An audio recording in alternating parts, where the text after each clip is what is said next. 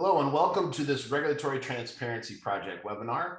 Today we will be discussing Dr. Oonagh McDonald's new book, Cryptocurrencies, Money, Trust, and Regulation. With all the historic events that are occurring in the world and the dramatic geopolitical and financial implications, it's our great fortune to have very insightful guests join us this afternoon. My name is Nate Kazmarek. I am Vice President and Director of RTP. As always, please note that all expressions of opinion are those of our guests. Today, we are happy to have Jerry Brito join us to lead the discussion. Jerry, how are you? I'm doing very well, thank you. Thanks for having me. Well, we're again happy that you could carve out the time to join us. Jerry is the Executive Director of Coin Center, a nonprofit research and advocacy group focused on public policy issues facing cryptocurrencies. He has previously informed many policymakers throughout the executive branch, including the White House, and has been called upon by Congress to testify regarding cryptocurrency. His scholarly research and articles have been well received and prominently published. Jerry is also a friend to RTP, and we're very pleased again that he could be with us. As indicated, we are also thrilled to have Dr. Oonagh McDonald, CBE, with us today. Dr. McDonald, how are you? Very well, thank you. Again, just very, very excited to have you with us. Glad that you could carve out time for us. I'm sure our audience is well aware of Dr. McDonald, that she is a senior advisor for Crito Capital. She is a former British member of Parliament and an international expert in financial regulation. She's previously advised authorities in a number of countries, including Sri Lanka, Indonesia, Ukraine, and Moldova. She is the author of numerous articles and 7 books, including her most recent, which provides the basis for today's discussion. If our audience would like to learn more about both of our guests, you can visit our website, regproject.org, where we have more complete bios. In a moment, I will turn it over to Jerry. Once our guests have had time to thoroughly discuss our theme, we'll go to audience Q&A. So please think of the questions that you'd like to ask. Audience questions can be submitted via Zoom using the raised hand function. If you raise your hand, we'll do our best to call on everyone in order. With that, thanks very much to you both. Jerry, I turn the program over to you. Well, thank you very much, Nate and RTP for having this. And by the way, thank you very much to Susan Dudley for suggesting that we have this conversation.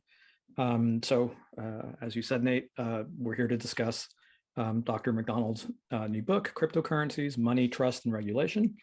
And I thought what we do, Dr. McDonald, is I'm just going to ask you a series of questions to bring out the substance of your book. And along the way, I'll probably challenge what I imagine will be some of your theses that I read in your book. So I just to kind of level set, tell us, what is your book about?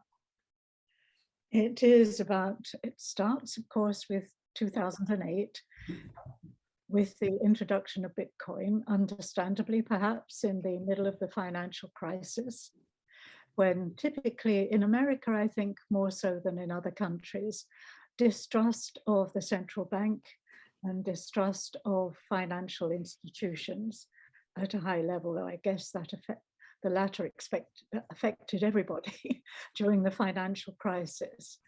And what he sought to do was to provide an alternative currency which was not dependent on any intermediaries for transactions from one person to another. And he designed this using blockchain. I think elements of blockchain were already in existence, but it was the way in which he thought that could be used.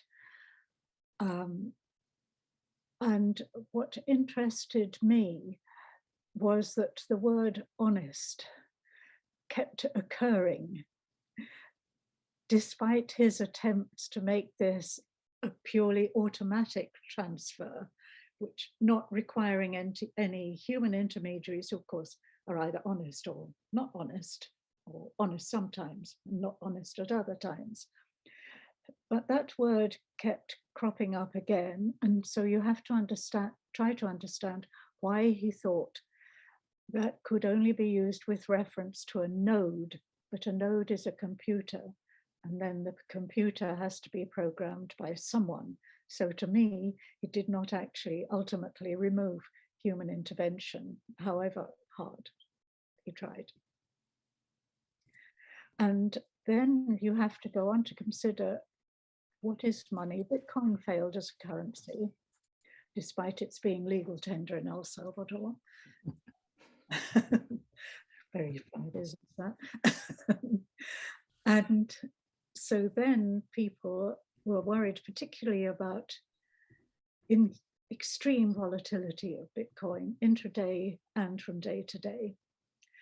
And so they introduced the notion of stable coins.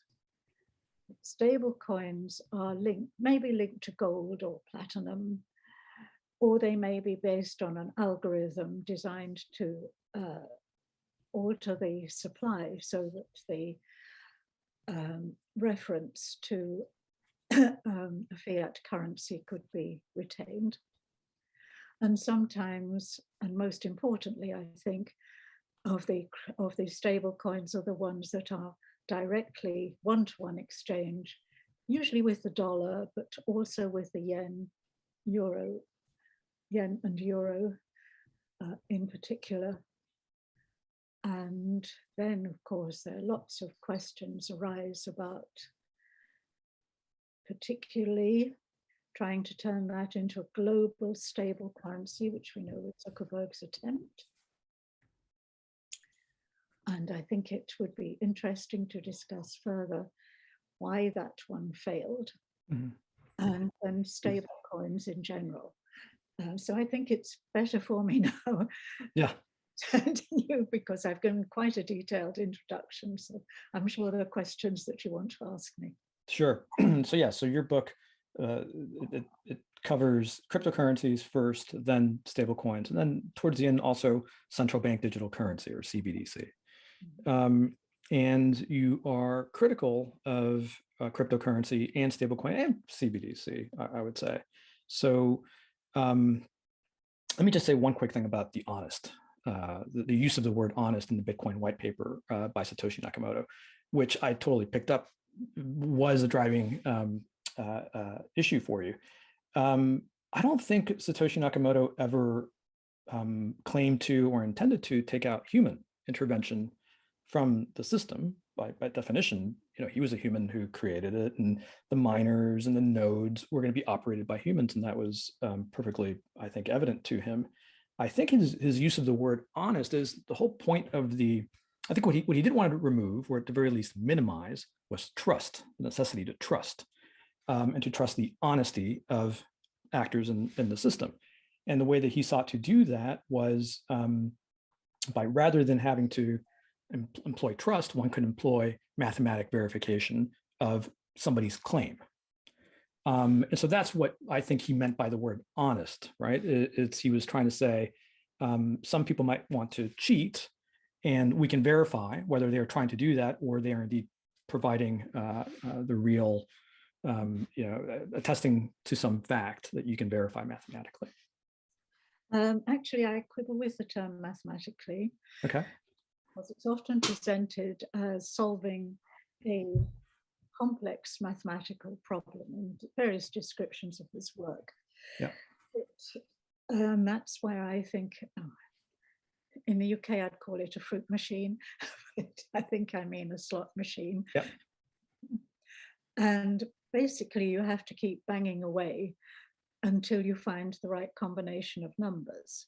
And that is why, contrary to his initial expectations, so you could do this on your desktop, yep, using free electricity from your household. Whoops, I wish that was the case.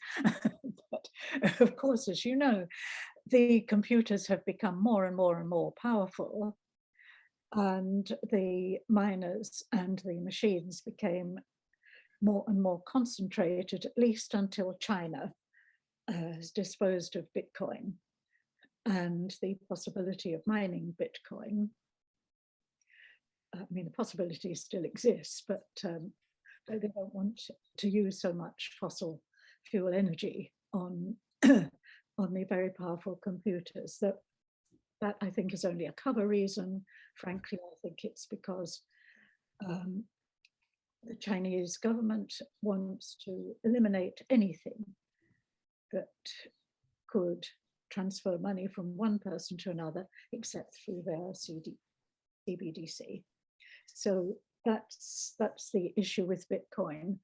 And it is therefore possible to have the 51% takeover, and could have been possible certainly with the Chinese concentration of miners. So Sure. So, and we're getting far afield, I think, pretty quickly. But when I say mathematically verify rather than trust, I'm not referring exclusively to the proof of work consensus mechanism, which is what you're describing, and you're right, to the lottery system component of Bitcoin. I'm talking about simply using cryptographic proofs to prove, for example, that the Bitcoin that you are attempting to send, you have previously received, et cetera, et cetera. And I agree, it's not merely math, it's math and game theory, right? So the combination of the ability to use cryptographic proofs and the game theory of incentives, and you're right, that he did not foresee, I don't think he ever foresaw that this would be free, there would be free electricity. I think he did not foresee that it would be, he thought it would be one computer, one vote, people using, so but nevertheless, it doesn't undermine the design of the system. And I think we've seen since that you don't have to use a proof of work mechanism for consensus. There are other consensus mechanisms available as well. you have your private key and your public key, and as we both know, created very different difficulties. What? Can you say that again? I'm sorry. Private and public keys, and as you know, created other difficulties and people losing their private keys. Yes, that's right. So it is, so your private key controls your funds. And so you want to be very sure that you don't lose that, the same way you wouldn't want to lose a $100 bill. But public-private key encryption is something that has been around with us since the 80s, 70s, well, I mean, for much longer than that, 70s, 80s, and undergirds much of our financial system today. So it's not something esoteric or exotic. And used and upgraded. Yeah. An old cryptographic system. Yes, I'm aware of that. Yeah. So let me ask you, what is your critique of cryptocurrency? Basically, that I think it is not workable ultimately because of the volatility involved and because of transfers, which, as you know, have not increased in speed, and they have been long and slow by comparison with other transfer mechanisms. And therefore, that one of the aims of Bitcoin hasn't turned out to be the case. That is why people moved on, partly why, one of the reasons why people moved on to alleged and using Ethereum and so on as the means of making transfers, so that these would be speedier and therefore more acceptable. So I think, and I think that has also been demonstrated with the shift in people's attitudes to Bitcoin, i.e. it's, well, apart from the criminal use of Bitcoin because of its anonymity, I think that that's why people have seen it as a speculative investment. And their dream when purchasing Bitcoin is that overnight they will become much richer than they were, but you have to pick the right day. So what I'm hearing is that your critique is not so much of cryptocurrency, but of Bitcoin in particular, because you're saying that Ethereum, for example, sounds to me like you're saying might be a more efficient or faster or speedier or better crypto system. Recently, though, I gather Ethereum technology is now considered to be rather old and becoming slower. Mm-hmm. But for people who wanted an alternative, really I'm taking people through. Well, first we had Bitcoin. Then what was wrong with Bitcoin? The answer to Bitcoin was stablecoins. And particularly those related to a particular fiat currency. I have to say, I don't particularly like them being called fiat currencies, because that to me is, oh, we just make an announcement that this is a currency, whereas a currency to me is dependent on the management and nature of the economy of the country issuing its own currency. So you'd rather call them like national currencies or something like that? Yes, a fiat is just, it's a quibble. It seems misleading to me. Okay. So this is interesting. I'm trying to really ascertain what the critique is. Because, for example, you say that first came Bitcoin, and Bitcoin proved not to be stable in value. And so therefore, people invented stablecoins. Of course, stablecoins, and by the way, there are many different kinds of stablecoins. I think for purposes of this discussion, we should limit ourselves to the stablecoins that you're addressing in the book and that make up the vast majority of the market, which are stablecoins backed by a particular currency or basket thereof, right? So stablecoins, number one, provide a completely different function from a cryptocurrency. So I don't really see one as substituting for the other wholesale. And number two, stablecoins depend on cryptocurrency networks. So something like USDC runs on top of the Ethereum network or the Solana network. So it depends on the cryptocurrency network. So they're not perfect substitutes. No, I actually think it would be useful. Didn't really explore this so much in the book, to separate the Ethereums, the various blockchains, because those certainly can have other uses. For example, if I can briefly give an example, very useful in Hong Kong with its trade finance project, where they found that a number of businesses in Hong Kong got the necessary loans for trade finance from more than one bank and then disappeared the money.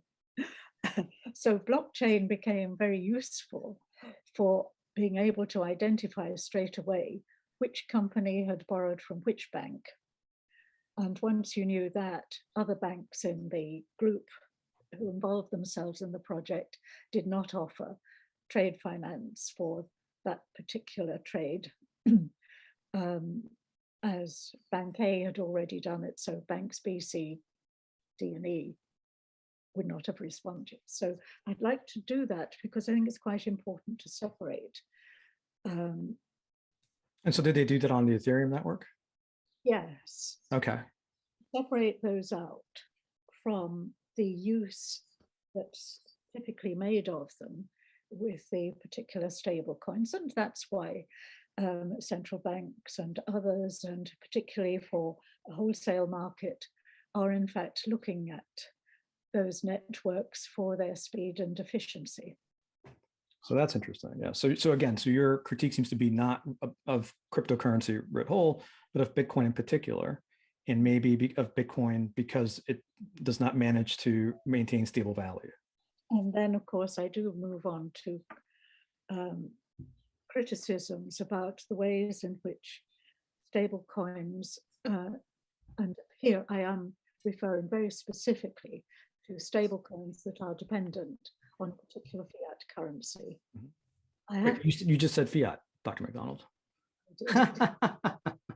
Just because they were all used. Sorry, I had to catch you on that. Oh, no, you're right. But I managed to substitute national for fiat in my, that's subsequent thoughts. Okay, so maybe we should move on and talk about stablecoins. I just want to say that there are any number of uses of cryptocurrencies beyond simply using it as day-to-day payments money. And I would say that that includes Bitcoin. Bitcoin has any number of uses beyond just day-to-day payments, which it's not really well suited for that. I would agree with you there. But on stablecoins, I mean, for example, Tether was probably one of the very first stablecoins, and it was first issued on top of Bitcoin. Today it mostly runs on top of Ethereum, but it was originally running on top of Bitcoin.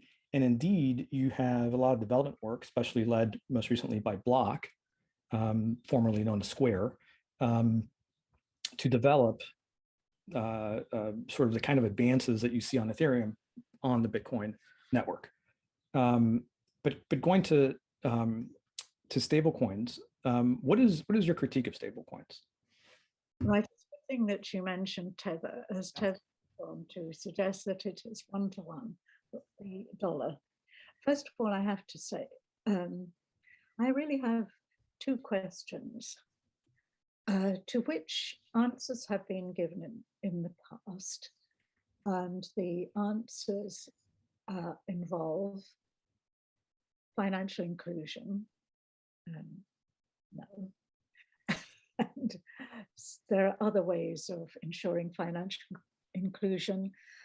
I would say that America is probably the advanced country that's least up to speed on that, although there are payment systems in the process of development or extensions of them, such as PayPal, which is now possible to use for international transfers.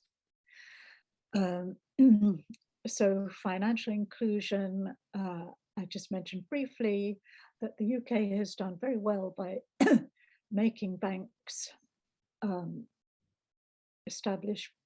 it's now a legal obligation on the leading banks to provide basic bank accounts. And that means that the unbanked households, there are about 28 million households in the UK, that only 250,000 where no one in the household has access to a bank account. And so there are other quicker, simpler means of doing that. I think the EU has followed that process as well, but it's much more difficult to get the numbers of as to how effective that has been. And secondly, cost. Well, you see very often with a stablecoin, some exchanges allow you to exchange dollars for their stablecoin, their dollar stablecoin, without cost. Many do not. And you still have the cost of exchange rates, transfers, and the person at the receiving end in some other country may not be able to do this. This was one of the reasons that Zuckerberg offered for his stable coin, first Libra and then Diem, dependent on a basket of currencies for which he failed to get a license from the Swiss regulatory authority called FINMA, which didn't surprise me greatly. I never expected him to get that, partly, but not only, because FINMA had 20 central banks consulting them. And I would add another point here, that given the way in which Facebook has misused people's personal data and sold it in days gone by, there was a lack of trust there. No one trusted Zuckerberg to have that degree of power, which, assuming that all his Facebook followers, WhatsApp and so forth, all bought Libra or Diem, then that would have given him a huge market. But I think his interest was really always been in data and the use of data. So anyway, that's one. Agreed on that. So maybe we can get back to Libra in a minute. But first, you mentioned, I guess what you're saying is that there are claims on the part of stablecoin issuers that this will help with financial inclusion. And I agree with you completely. that financial inclusion is really not a technological problem, let's say, in the developed world. Certainly not in the United States. There's a relatively small number of unbanked people in the United States, and if you look at Federal Reserve surveys, they're not unbanked for lack of access. They are unbanked by choice in many cases, and we can then discuss what can we do about that. So I think that when stablecoin issuers make claims about inclusion, I would hope, what I imagine them to mean and what I hope they would mean is that they're thinking about global inclusion. And so there are parts of the world where there isn't the same kind of access, where perhaps because people don't have identification, people don't have local providers, there isn't access, but yet they probably do have a smartphone. And as long as you can get a free software wallet on your smartphone, you can receive cryptocurrency or stable coins, let's say dollars. So that's a kind of inclusion that this certainly makes available. Yes, but I think here you really need to spend much more time looking at India, which has provided people with identity extraordinarily quickly, their bio-identity, and people have their mobiles, their smartphones very cheaply, and they buy a new SIM card, which you can buy apparently at every local shop. So that has made a huge and interesting difference. So I think I agree completely, right? So when you have a government with the will to create the conditions for that kind of access, but there are places in the world where there is not that kind of government, whether there's a will or not. I'm not quite sure. Externally, one can do a huge amount about that, but no, but by virtue of having access to smartphones with connections to the internet, they can now have access to financial transactions that they wouldn't have before. That is widely and cheaply available too. Yes. I may not be too keen on doing that. Yeah. Let's move on from that, because my way of approaching stable coins, first of all, I do think that they are simply parasites, and their value rises and falls with the management of the economy of the particular currency that they have chosen, national currency, shall we say. And what I would do with stable coins by way of regulation, at both the President's Working Party, no, I wouldn't be, initially anyway, trying to regulate them as banks. And the FSB, whose latest report is much more, I guess, of a, how can I say, sort of slightly hand-wringing. Yeah, you've been talking about this for 3 or 4 years now. Why haven't you done more? Yeah. So that's interesting. I completely agree with that. So you mentioned Tether earlier, and your main critique there. Excuse me? Tether has had a difficult history, shall we say. Yeah, and so your main critique there is that there's no assurance whatsoever that Tether is backed one-to-one. And indeed, as far as I'm aware, Tether is not supervised by any authority. The British Virgin Islands. Okay. Headquarters is registered. Yep. I have not been able to ascertain, and I have read in the press, blank denial that it is registered by the small regulatory authority. Right. Yep. So that's what I would do with Tether. I said, okay, if you're going to be sold on exchanges here and in other countries as well, this is what you have to do. Your website must show various things. First of all, it must show where the company is headquartered, who are the senior executives, how do I contact you if anything goes wrong. Then it must also state, so there are 2 points. There's a second point about payment services that I will come on to, but first I want to exhaust this point. The second point is you must explain in clear and simple terms exactly how and how certain you can be that you can redeem your dollars, your stable coins for dollars at any time. And this applies to all the stable coins, by the way. So I'm not making an exception for Tether here. The third point is that you have to have full, not an attestation. Attestation is worthless, just pay someone to give you an attestation. Yep. They'll take the fees and run, but where's the proof? So for that, you need full accounts covering the reserves and the profits and the losses that you have made. And then, as I said, it may not even be as fast as originally claimed, because it appears that some of the blockchains, the technology needs updating in some way. So my question about that is, I mean, the way I read the state of the regulatory landscape in the US, essentially everything you just outlined is the law already here. And so is the fact that there is this question of risk related to Tether an indictment of stablecoins, or is it an indictment of the authorities in the United States? Because Tether is available to Americans. It's available at major exchanges here. And, you know, short of a little bit of inquiry on the part of the New York Attorney General, federal authorities at Treasury, at the SEC, have done nothing about Tether.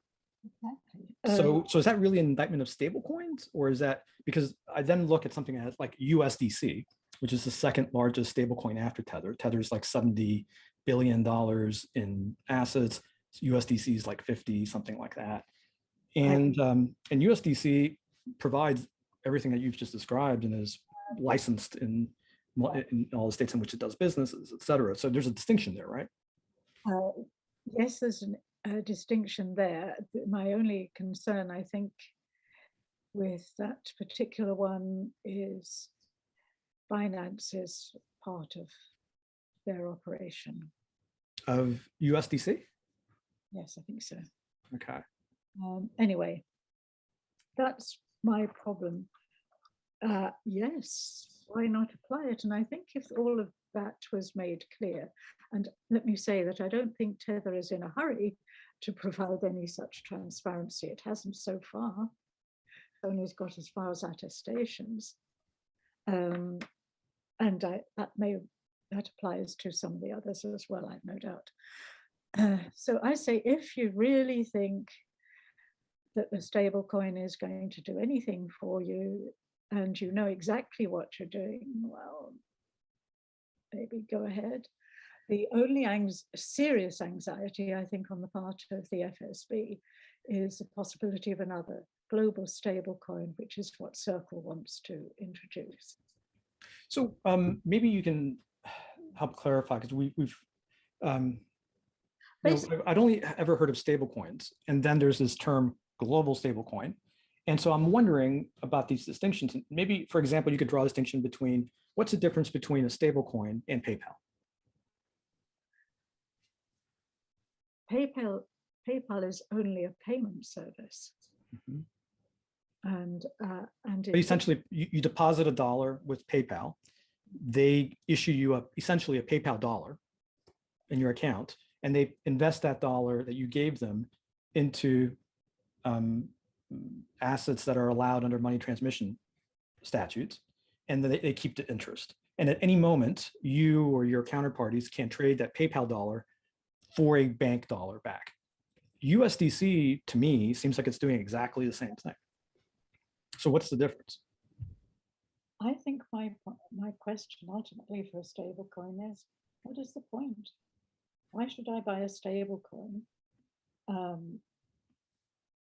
in order to transfer money when, and here I think it's worth looking at the UK, which has, they are supervised and regulated by the FCA and are extremely clear. I've looked at a couple of their websites, and what you get on the website is you want to transfer X amount from your account, your bank account, to someone in another country. It will tell you, it gives the amount you want to transfer, the exchange rate, and the amount the other person will receive.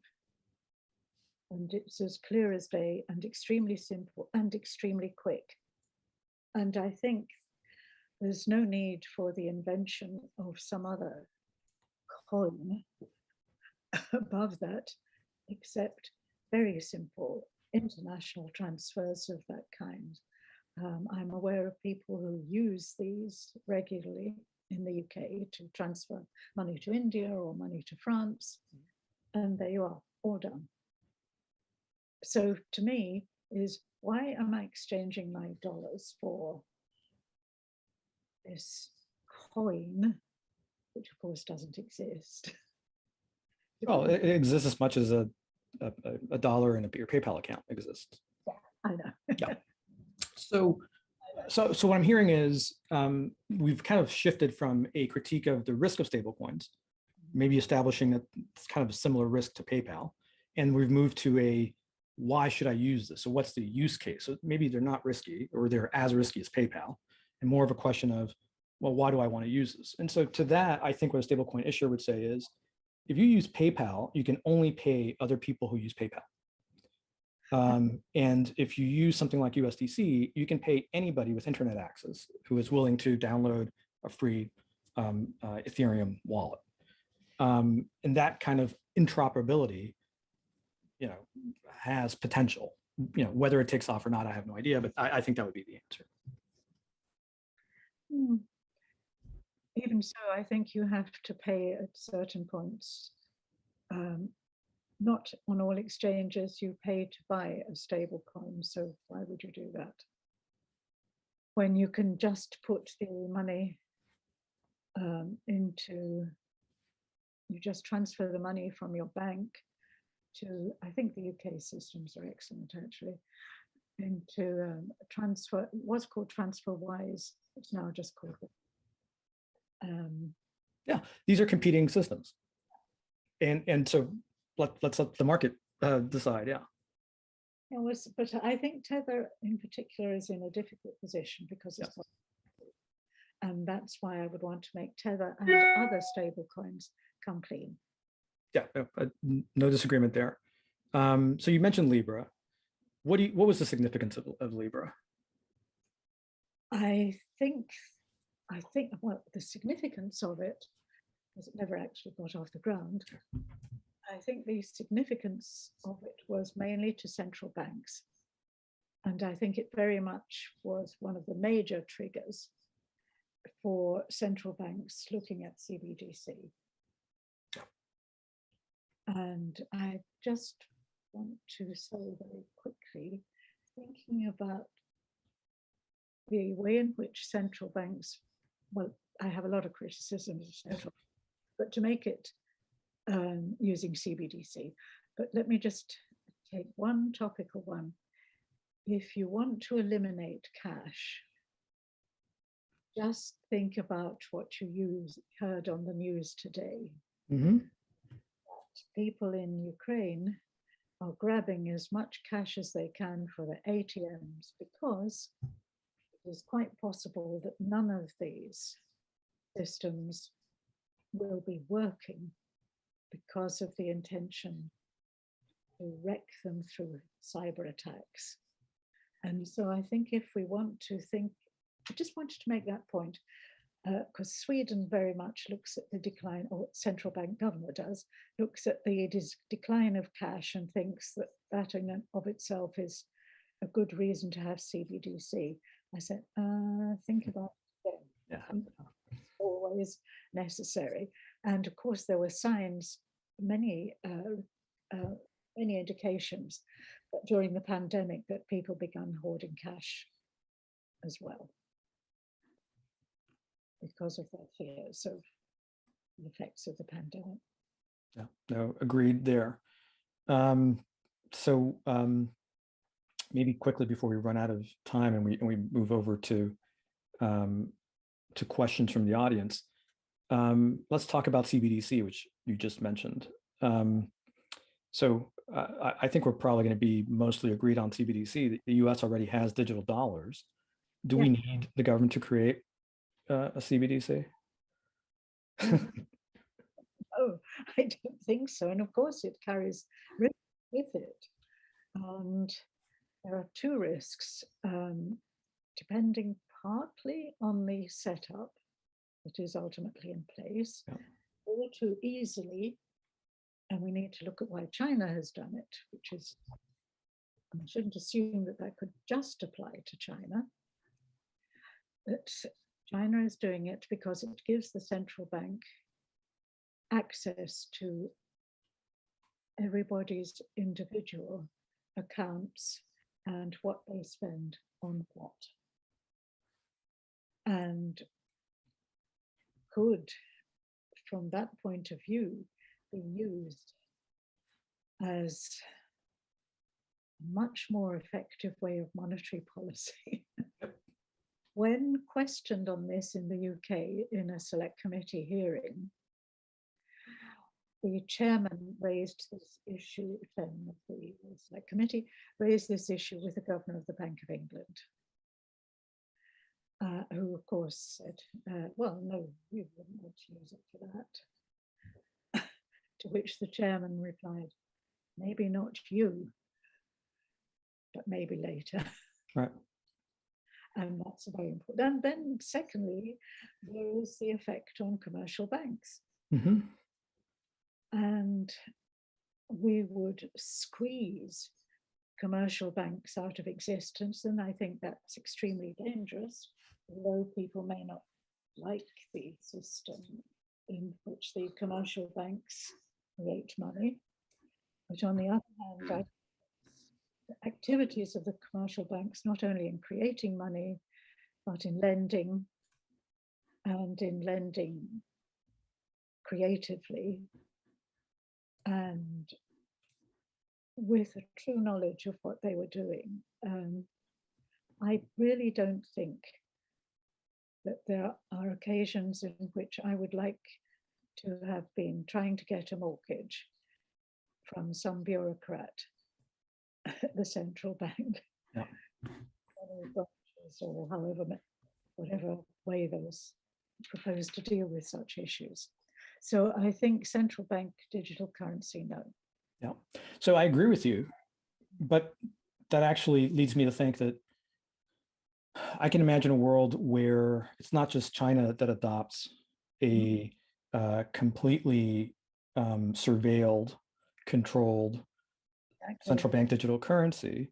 I can see Western nations doing the same after seeing what, the way that the Canadian government has behaved over the past few weeks with its engagement of the Emergencies Act, et cetera. It wouldn't surprise me if, Krista Freeland would be perfectly in favor of a completely controlled and surveilled monetary system in Canada. And if that was the case, would I not want, as a Canadian citizen, an alternative to be able to transact in an autonomous and private manner? If you could. Well, in that situation, I might try to take whatever I can and help to build it to make it as close to perfection as I can. If you're in that situation, yeah. Yeah, but it's probably best not to wait to be in that situation. I mean, the Canadians find themselves in that situation right now. Well, I think it's just ended. Well, yeah. Yes, I've been following that one as well. Yeah, not good. I think also, again, there could well be the issue of trust. Mm-hmm. So long could we actually trust the other system, which might well be, as if we take DAO as a decentralized system, sort of. I can see something like DAO as the decentralized system actually It's not really being decentralized at all. It's gone the path, or inevitably will go the path, that the mutual building societies went in the UK. Nationwide still exists as a mutual, it operates here as well. But in fact, all the decisions are taken by a central management. Yeah, that's something certainly to guard against. Okay, I see we have 15 minutes left in the hour, so let's take some questions. Please feel free to raise your hand if you want to ask a question. I see some that have come in on the chat. And let's see. I'm trying to find one that would be relevant. Let's see. Once the existing, this is from Chip Hartley.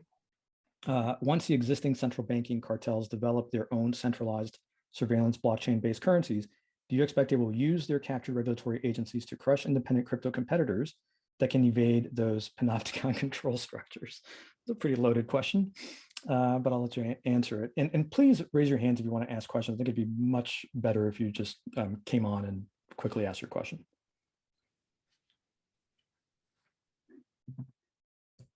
I guess if I could rephrase the question, how much of a threat do you think central banks and other government agencies see crypto as being? Do they see it as more of a consumer protection challenge that needs to be overcome, or do they see it as a legitimate threat?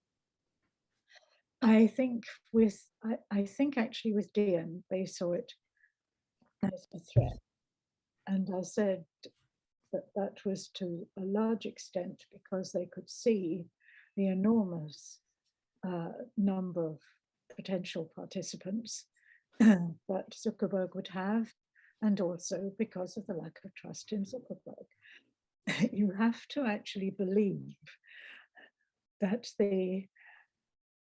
and we do this. I mean, we offer each other, as I like to say, colored bits of paper in goods and services, and we believe we're going to get what we paid for as far as the exchange of colored bits of paper or a string of numbers in our bank accounts. And I think because of his potential misuse of all of that, not trust it. Now, Circle, which would like to establish a global currency, has its chief executive, Dante Disparte, who was the vice president for Libra stroke Diem. So I guess what he's looking at very carefully is, where did my previous boss go wrong?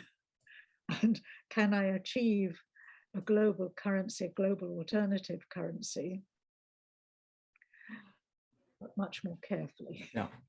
You know, it's funny because I certainly saw that concern when Libra was launching, that it would, present such massive scale given Facebook's scale.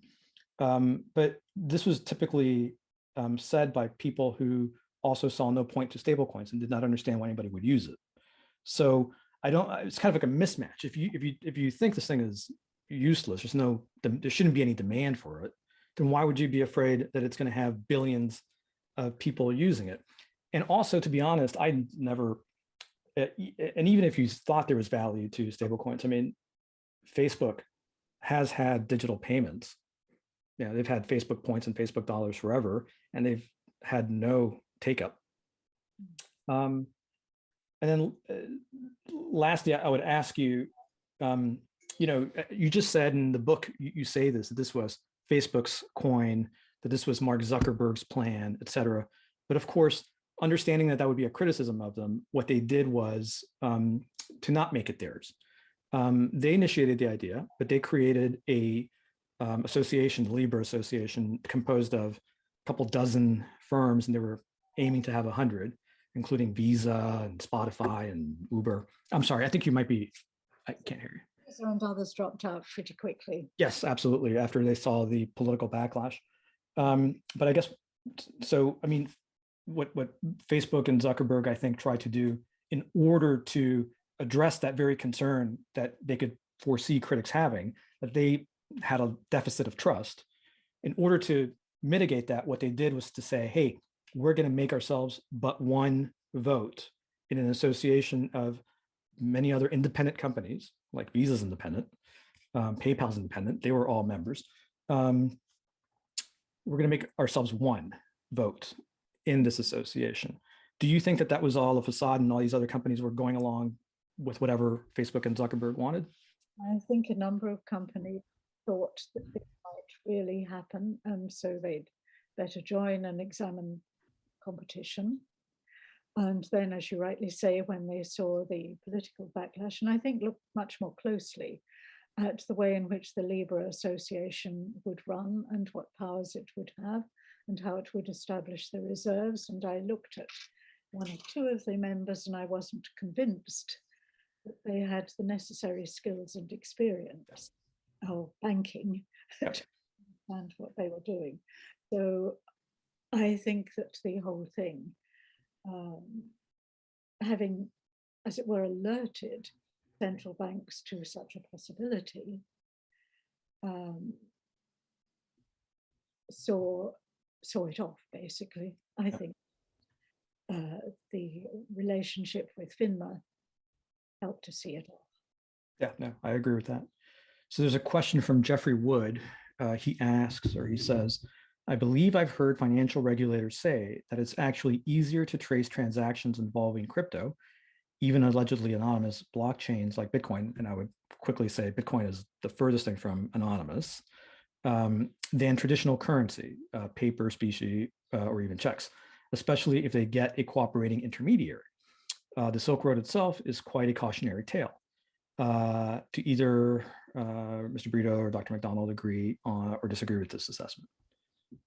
I think it's not as easy to break into blockchain and to identify those holding the private key, or the individual. Bitcoin tends to be very concentrated in a few hands, so we gather. I'm not quite sure how anybody really knows that, but that's what is assumed. I think initially, and for some long time, it was not quite as, would really have been very difficult to identify the holder of the private key.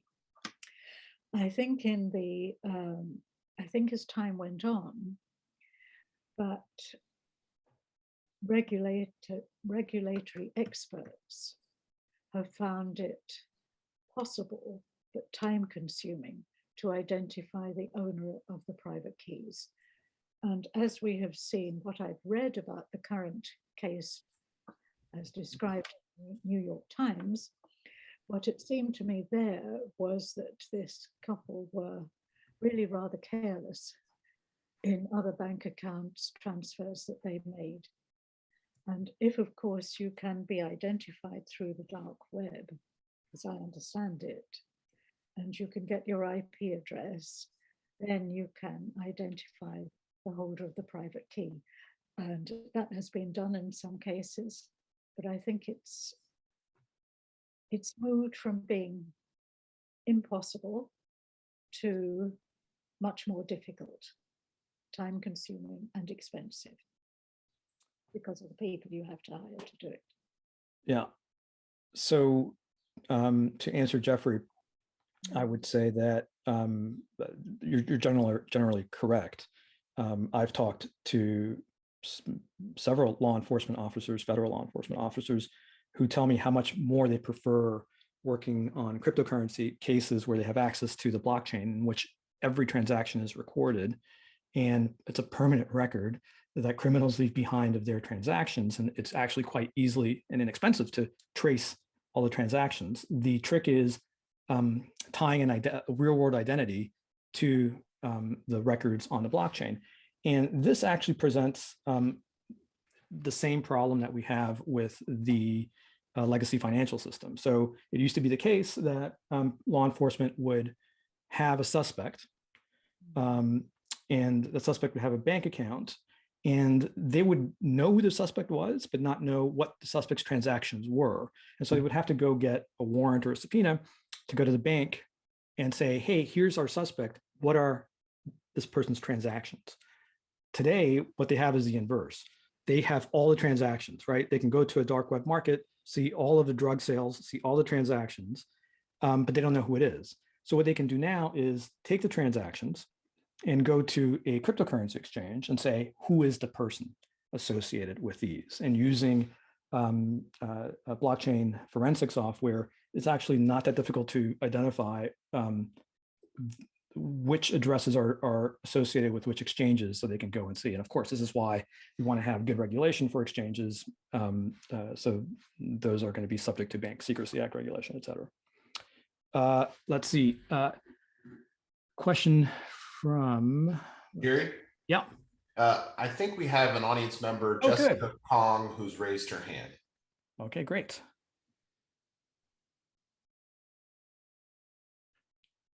Hi, Jerry. Hi, Dr. McDonald. Can you hear me okay? We hear you. Oh, great. Okay. Thanks for hosting this event. I guess my question, I had a comment before when you were talking about central bank digital currencies. And Dr. McDonald, I think it's important. You highlighted how setup is important, but then you talked about the intent for setting up a CBDC as one major reason of sort of why you would go against the idea of one. And so then I was thinking about, and I definitely agree with China, sort of like the privacy concern and having more control and access. But I also was thinking about how China, as well as Sweden with the e-krona, they're experiencing like a large reduction in the use of cash. And so when their economies are more digital, I guess it's a central bank's question on how do we address this when your monetary policy tools don't really have control in a cashless economy. So I don't know if the argument there is for if your country is experiencing that, like in Sweden, if it's sort of arguing that there shouldn't be a central bank role in helping to support financial markets. And then I also think about like in the Bahamas with the sand dollar, that they've implemented that to help rural populations that don't really have access to these sort of means.